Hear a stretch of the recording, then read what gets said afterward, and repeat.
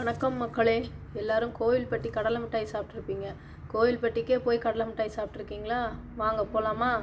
எப்படி செய்கிறாங்கன்னு பார்க்கலாமா? அங்கே பார்த்தீங்கன்னா முதல்ல ஒரு சட்டியில் எள்ளை போட்டு நல்லா வறுத்துக்கிட்டே இருக்காங்க. அது சூடாக இருக்க எள்ளை வறுத்து வறுத்து ஒரு பக்கம் கொட்டியாக ஆற வச்சுக்கிறாங்க. இதுக்கு எரிக்கிறதுக்கு என்ன பயன்படுத்துகிறாங்கன்னு பார்த்தீங்கன்னா உங்களுக்கே தெரியும், தீக்குச்சி தான். அதாவது மருந்து இல்லாத அந்த தீக்குச்சியை தான் போட்டு இதில் எரிக்கிறாங்க. அதிலிருந்து வரக்கூடிய நெருப்பில் இது எல்லாத்தையும் நல்லா வறுத்து ஆற வச்சுக்கிறாங்க.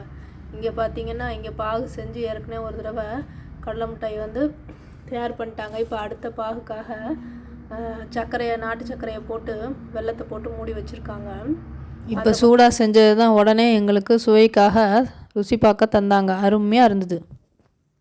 இங்கே கடலை மிட்டாய், எள்ளு மிட்டாய், பொட்டுக்கடலை உருண்டை, கொக்கோ மிட்டாய், இப்படி பல வகையானதை தயாரிக்கிறாங்க.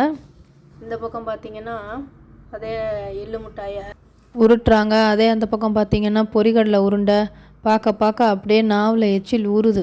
சாதாரணமாக வெள்ளத்தில் செய்யக்கூடிய கடலை மிட்டாய், நாட்டு சக்கரை கடலை மிட்டாய், கருப்பட்டியில் கடலை மிட்டாய், அது போக வாழைப்பூவில் ஊறுகாய், வல்லாரையில் ஊறுகாய், கடல் பாசி கடலை மிட்டாய், பாசிப்பயிறு கடலை மிட்டாய்.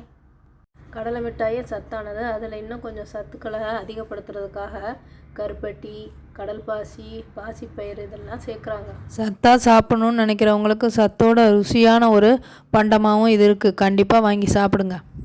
இதை கேட்கவே வியப்பாக இருக்கா? நான் சொன்னது கொஞ்சம்தான், இன்னும் நிறையா இருக்குது. நேரில் போய் பார்த்து வாங்கிக்கோங்க. நன்றி.